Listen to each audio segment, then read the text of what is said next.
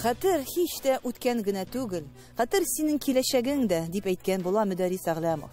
Татар йөрәген җилкендергән, куандырган, ышындырган узган гасырның 90-нчы еллары бар киртәләрне, бар тыюларны җимереп, милли даирәгә телебезне, горефләребезне, дини, рухи мирасыбызны кайтара башлады. Иң куанычлысы бу дәврләрдә тарихның без әле күрмәгән, белмәгән катламнарына төшеп, мизгел эчендә бер халәтне күреп тә калырга җитештек кебек, шын тарихыбызны белү бәхетенә ирештек. Бөтен дөнья күләмендә татар халкының нинди халык икәнлеген дә, аның рухи, матди халәте, килеш-килбәте, төс бәдәне, гадәт-холкы нинди икәнен дә шын йөзен күрсәттек. Аның дәрәҗәсен, аның исемен, җисмен билгеләүче бөек шәхесләребезнең исемнәрен дә күп капысы ачылган форсаттан файдаланып торгыза башладык. Әмма бераз гына өлгермәдек. Әллә егәрлегебез, әллә үҗәтлегебез, әллә әрсезлегебез җитеп бетмәде. Безнең өлешкә тигән көмеш булмады. Менә бу тип юлларыбыз безнең бүгенге көндә дә сакланып килә. Чишмәгә бара торган юлыбыз бу безнең дә, монда безнең күперебез дә бар. Бүгенге көндә дә бу күперләребез безнең сакланып килә. Без сабый чакларда елгалар да киңрәк, урманнар да куйрак, агачлар да биегрәк иде. Гомер бакый туган туфрагына бирегеп яшәгәннәр генә авылларының һәр күзәнәгенең үзгәрешен, аның күркәм йөзенә гасырлар төшергән сырларын да, бөек тарих салган тамгаларын да күрә тоядыр.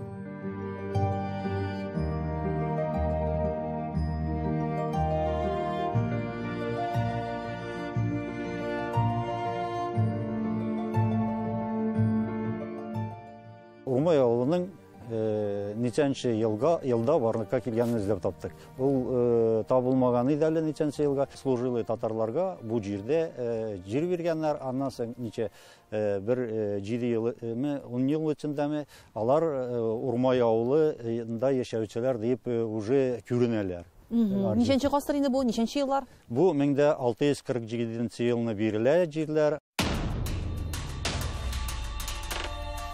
Кайчандыр кансыз аксак тимирнең аяусыз гаскәрләре борынгы Болгар дәүләте биләмәләрен җимереп таптап, җир белән тигезләгәннән соң ярсу һәм каудар җир үлән чапкан, татар каны тамган бу газиз туфракка 3 гасыр кичеп кенә милләтебезнең сөйкле угыллары, кызлары янә аяк басарга җөрәт итә. Һәм гомумән монда инде борынгы Болгар җирләре булган, әйеме? Элек монда Болгар җирләре булган. Димәк, нидер казылма yetkәрләр табыла тора, әйеме? Табыла тора. Большой Таява дигән авылда, анда 26 гектар зур городище. Алар казырга тотынганнар, даже бронзовый векка да копались. Тарихи җирләрендә, әмма рухи мәдәни мәркәзләреннән шактый читтә, башка халыклар каумавында яшәгән халкыбыз башына төшкән таштай хиҗрәтендә, муенына уралган илмәктәй ачы буа язмышын да үз-үзенә тартырга туры килә. 18-19 гасырларда халыкны көчләп чукындыру сәясәте басымында, изелмешендә, ничә буын эчендә күпме халык рәхимсез рәвештә бастырылган, яндырылган, җирсез, мөлкәтсез, ашсыз, ташсыз, икмәксез калдырылган, Себергә сөрелгән, монастырьләргә ябылган, төрмәгә утыртылган, кеше аңына сыймаслык җәзасын алган, әмма үз диненнән, үз теленнән, үз халкыннан аерылмаган. Атпавший диләр, алар чукынганнан соң кире кайтканнар исламга. Шул атпавшилар үзләренең ике аны белән, анасы белән кызы үләләр. Аларны мөселманча күмеп куяларындалар. И моннан килә урядниклар нидән каялар, цивильскийдан киләләр, казып алалар. Бу күмгән анасы белән кызын, давай православныйлар, сез православны күмегез дип. И халык күтәрелә.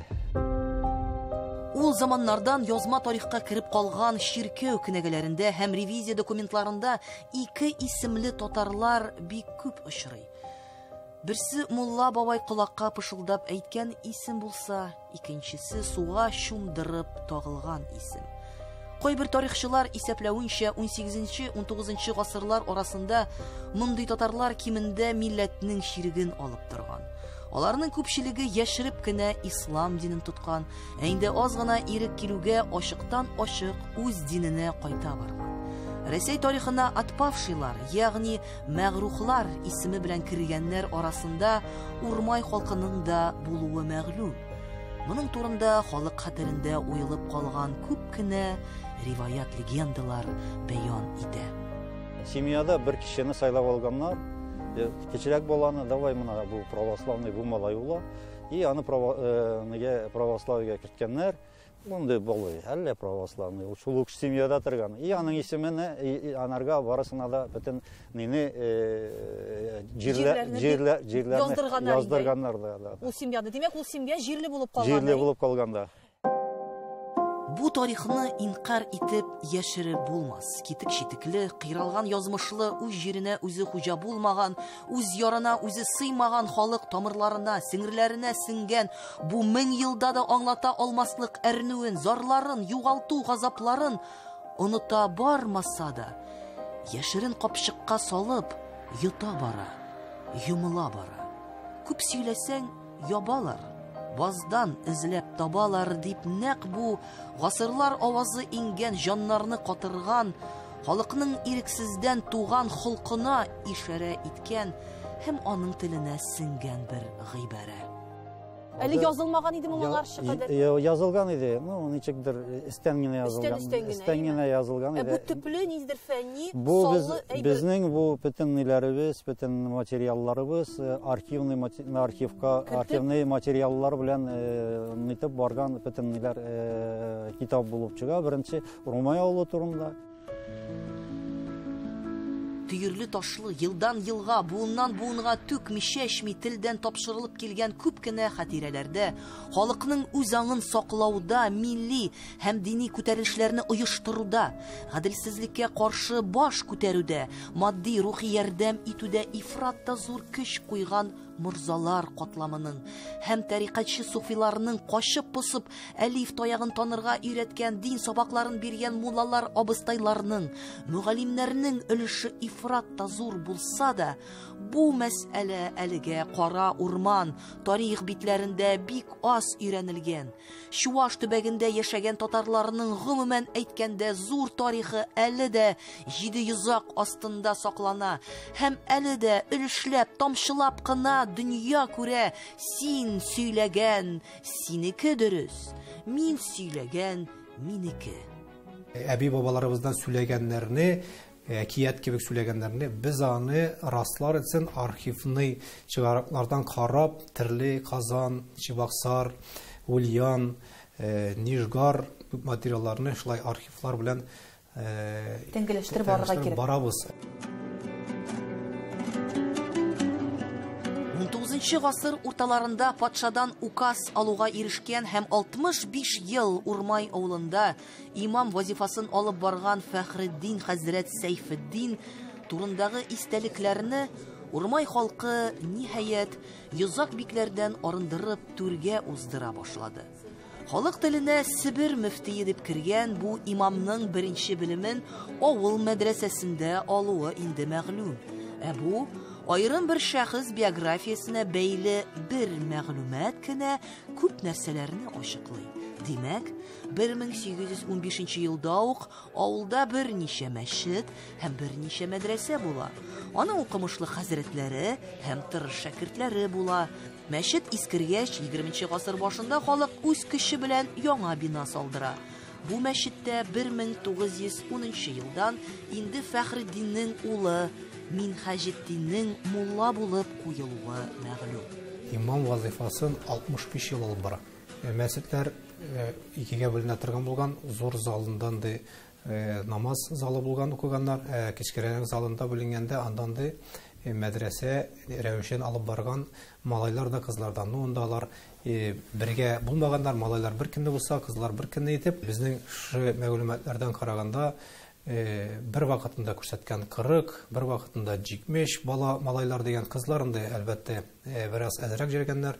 Шулай итеп, анда имам үзе укыткан һәм дә шулай аның хатыны стабика булып, халал җифете улыны кыз балаларны шулай дәрес биреп укыта торган булганнар. Демәк, безнең бүгенге темабыз Урмай авылының тарихына тукталып үтәбез. Тарих нәрсә соң ул? Кем әйтә? Рамине? Тарих бу туган җиребезнең, авылыбызның күптән түгел үткән тормышы. Урмай халкы кайчандыр әби-бабайлар тарткан бу татар фикерен әле дә кимсенмичә, нитмичә туган телендә нур алып, аның моңында буын ныгытып яшәргә тырышалар, тырмашалар. Атнасына ярты сәгатькә, ягъни 20 минутка калган әдәбият дәресендә дә дин аша, сабак аша, гыйлем аша халык арасында агарту эшен алып барган, татар бәхете хакына көрәшеп үз башларын кисмәгә салган гадел җаннар, милләттәшләр, кан туганнар хакында ничек сөйләмәскә, һәр кешегә бит үз күлмәге якын.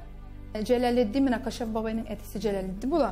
Аның Җәләлетдин белән 7 бер туган абыйсы була һәм 2 кыз туганы була. Һәм менә шулар алар барысы да укымышлы булалар.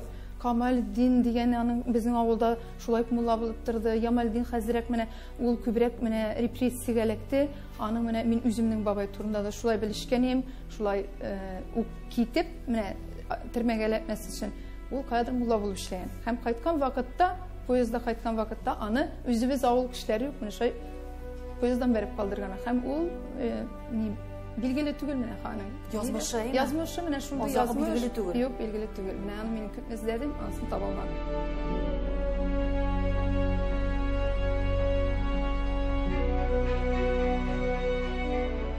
Октябрь инкыйлабы алып килгән кызыл байраклы дәүләт, аның күләгәсе астында калкып чыккан шәхес культлары булмаган булса, инде 20нче гасыр башына шактый тернәкләнгән, аякка баскан, сияси, икътисади яктан ныгыган, дин ягыннан тәрәккый җәдидчелеккә юл алган, үз әдәбиятында, мәдәниятендә ренессанс, күтәрелеш чорын кичергән татар халкы нинди үсеш алыр иде микән?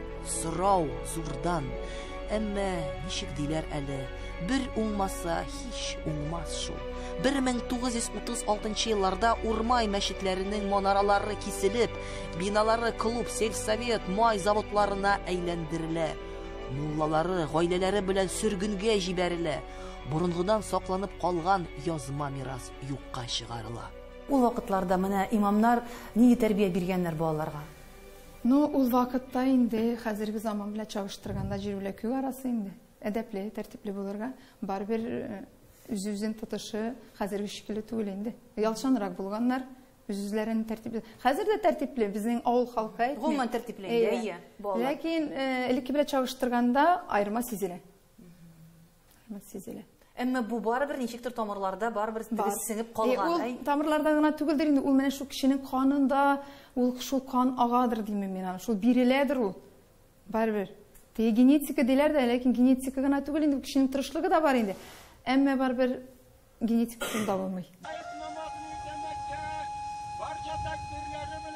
Җылы үзгәре җилләре исә башлауга, татар хәрәкәте, татар күтәрелеше, татар милли гамәлләре дип бәйләнгән заманнарда 1990 елда халык яне мәчеткә урын алу нияте белән төбәк түрәләре ишекләрен кага башлый.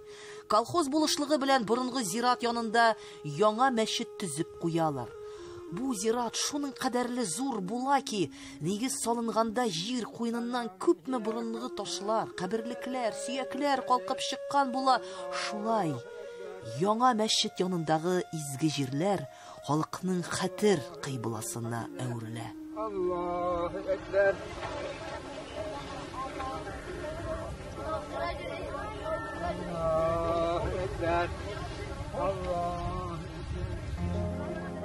Гасырларда, дәврләрдә, заманнарда, сәгатьләрдә, исемнәрдә, җисемнәрдә кайда сакланган бу тарих? Без күрмәгән катламнарга төшеп, казып алырга да мул итеп сибеп таратырга диген. 90 еллар башында бу сихри пәрдәнең бер читен булса да күтәрә алдык. Татар халкының 7 томлык тарихы да язылды. Бик күп фәнни гыйльми эшләр басылып чыкты. Без, җилкәбез чыкыр, кабыргалар киң.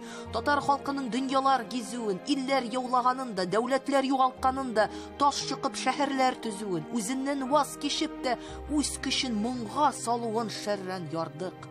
3000лек язуы, 1000 еллык әдәбияты булуы турындагы фикер орлыгын мәктәпләргә сала башладык.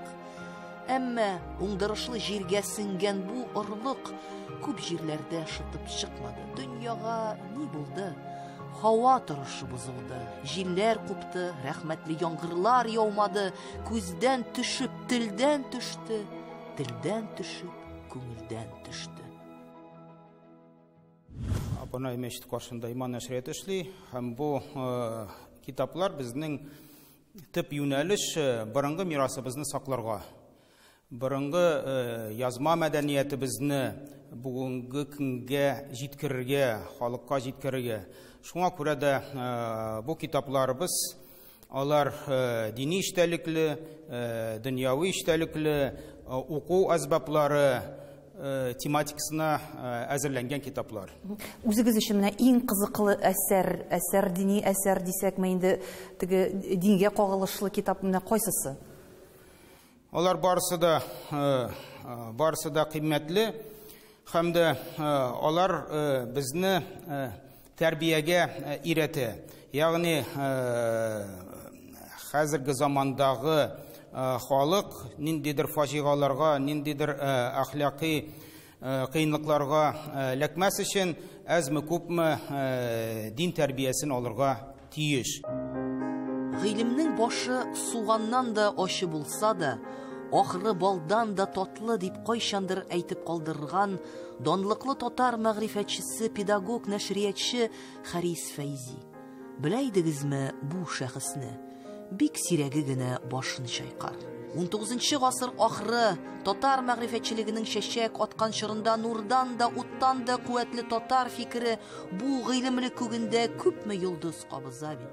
Шулар арасында тагын бер мәгърифәтче галимебез Сөнгатулла Бикбулатовның да хезмәте шактый мөһим урын алып тора. Әвәлеге борынгы тел белән укысак, аның телнең гүзәллеге, матурлыгы, аның сүзнең байлыгы монда чагыла. Инде тәрҗемә иткән вакытта бераз генә гадирак тел, бераз генә сайрак, факирак дип инде әйтмим, ләкин кайбер шул ук гарәп хәрефе белән язылган төшенчәләрне рус хәрефе белән җиткереп битереп булмый. Хәтта шулай. Шуңда һәм дә инде әлбәттә инде сүзләрнең күләме, синонимнар 20-нчы гасыр башына кадәр татар телебездә күбрәк иде. Бүгенге көндә алар әзрәк, чөнки алар гарәбият, фарси теле белән баетылган иде. Әмма менә бу ислам кагыйдәләре алар үзгәрмичә калады. Алар вакытсыз. Аларда теге узган гасыр үзгәреш юк, Инде үзгәреш юк, һәм бүгенге көнгә дә аны кулланырга һәм дә кыямәт көненә кадәр алар актуаль булып кала. Чыннан да гыйлемнең кадере искерми дә, бетми дә диләр. Сөнгатулла Бикбулатов әйтеп калдырган яшәү нормалары бүгенге заман балаларына да өлге булырдай тормыш итү кагыйдәләре үрнәге. Кешеләрнең үзара мөнәсәбәтләре, ата-анасына булган кадер, хөрмәте, туганнарына, якыннарына булган карашы булар барысы да 100 ел элек кебек үк бүген дә үз яңгырашын, үз мәгънәсен, үз асылын югалтмаган. Сүз гомере хуҗасы гомереннән күпкә озынрак була. Әмма өй артында куагың булса да, анда сандугач кунсын дисәң, әле күпме сайрарга туры киләчәк. Сөйләсәң дә әдәпчә, без белмибез шул гарәпчә. Татар халыгы ул бай нинди яктан үзенең мирасы белән бай. Һәм аның мирасының төп өлеше ул язма мирас. Менә без беләбез ки, безнең 70 ел совет дәвре булган. Аннарысын тагын 30 ел инде үзгәреш җилләре бара. Һәм дә безнең инде хәзер язуыбыз да үзгәрде. Бездә менә бу гарәп хәрефләре язулары өйрәтелми. Алар белән халык кулланмый. Һәм аларны калдыра, күпчелек халык аны калдыра. Әмма ләкин бүгенге көнгә кадәр дә әле алар табыла бар. Гади халык телен фәнни тел дәрәҗәсенә күтәрү, зыялылар, мәгърифәтчеләр телен язмасын оныту, татар халкының борынгы лексикасына нигезләнгән мирасыннан читләштерү Ничә дистә елга сузылган бу вазгыять языкка туйдырса да, азыкка туйдырмады. Бүген мирасыбызны өйрәнгәндә аны гадиләштермичә генә, бер калыпка салмыйча гына хәтта аңларлык та түгел диләр. Улуг галимнәребезнең эшләрен өйрәнү үз асылыңа кайту да. Менә минем кулда шундый китапларның берсе. Галимҗан Барудиның беренче китабы һәм икенче китабы, монда аның хәдисләре. Бу хәдисләр искиткеч. Аны 5 яшьлек балага да аңлатырга була, аны өлкән яшьтәге әби бабаларга да аңлатырга була. Алар шул кадәр аңлашылышлы итеп тәрҗемә ителгән. Аларны куллану бүген көн кадагында тора дип әйтсәм дә була, чөнки алар кешене әхлаки тәрбия бирүгә этәрә һәм безне барлык халыкка, ата-ана, әби бабаларга, кичкенәләргә, өлкәннәргә хөрмәт белән карарга өйрәтә. Гомумән искиткеч әсәрләр. Мисал өчен Мухаммад Мурат Рамзинның китабында, Талфикул Ахбар дигән китабында, ул татарлар турында гарапча яза. Татарлар ди, борынгы татарларыбыз гарапча ул җәсарәт, батырлык белән аларны сыйфатландырып булмый, чөнки алар батырлыгының үзләре батырлар дип әйтә. Алардан аерылгысыз бер сыйфаты дип әйтә. 1854 елда туып, тормышының күп елларын чит илләрдә уздырган улуг галимебез Шейх Мулла Мурат Рәмзинең исме дә озак вакыт дәвамында татар тарихыннан сызып ташланган була. Бу атаклы дин галимен Россиядә бик аз белсәләр дә, мөселман дөньясы өчен ул улуг шәхес, шейх дәрәҗәсенә күтәрелгән дин галиме. Үз гомере дәвамында Мурат Рәмзи 15тән артык фәнни хезмәт, шулай ук бик күп санда мәкаләләр һәм шигъри әсәрләр язып нәшер иткән була. Шулай да аңа иң олы хөрмәтне һәм данны 1908 елда язган 2 томлык тарихи хезмәте, Казан Булгарның үткән вакыйгалары һәм татар патшалары турында мәгълүматлар җыелмасы китерә. Бу китап үз вакытында патша цензурасы тарафыннан тыелган була. Бу шәхес Сарман районының Иске Әлмәт авылында бабаларының мәдрәсәсендә укып бетереп, икенче адымын килә Казанга Мәрҗани мәдрәсәсенә. Мәрҗани мәдрәсәсенә ул шәхес күчә Бухарага, Ташкент мәдрәсәләренә. Бухара, Ташкент мәдрәсәләреннән бу шәхес күчә Төркиягә. Бүген дә аның анда зур библиотекасы бар һәм аның турында докторлык диссертациясе якланган. Шушы Төркиядән ул Мәккә, Мәдинәгә хаҗга бара. Һәм гарәпләрнең суфилары үлгәч, алар аны үзләренең суфилар шейх итеп саклап куялар һәм 36 ел Мәккә, Мәдинәдә шейх суфи булып тора. Бөек Тукайыбыз әйткән бит, бик ышанма һәр сөйләнгән сүзгә. Күп таянмас бул үзеңнән үзгәгә. Бу бөек мирасның киләчәге турында бездән башка кайсы икенче халык тагын кайгыртсын? Милли мәгариф, милли тарих, милли гырыф-гадәт, милли психология, иң гадел, иң гади, иң гүзәл тормыш үрнәге моңа корылган түгелме? Меңләгән инсаннарга үз белгәннәрен талкыганнар, халыкның гасырларда кайрылган очар-очмас күңеленә үз изен салып барганнар, бу хакыйкатькә һичшиксез инанганнардыр. Үткәнен белмәгән халыкның киләчәге юк. Шиһаб Мәрҗәнинең бу сүзләрен 20нче йөз башында милләтнең мәңгелек рухи төпкелләреннән күтәрелеп чыккан, үз гомерен татар халкының аңын уятуга, үзенең кем булуын, кемгә әйләнүен аңлатуда, тарихта ифрат та зур эз калдырган, дахилык белән яктыртылган бөек һәм фаҗигале язмышлы шәхес Хади Атласи да дәлилләп чыга. Бер милләтнең яшьләренә бабаларының борынгы хәлләре, аларның кылган эшләре белән сөйләнгән сүзләре билгеле булса, ул милләт шиксез бар булып килә ва киләчәктә дә бар булачак дип әйткән була ул. Авыл мәдрәсәләрендә белем алган, динне дә, фәннәрне дә бик яхшы белгән һәм тормышларында кулланган татар, төрек, гарәп, фарсы, рус телләрен, Европа телләрен белгән күпме татар акыл иясе тарихта билгеле бит. Аларның тормышлары, яшәү рәвешләре, аларның тирән уй фикерләре, кешелек дөньясы бер формациядән икенчесенә күчкәндә дә, техник прогресс көчәйгәндә дә, бу заманның иң кискен вакытларында да үз мөһимлеген югалтмый.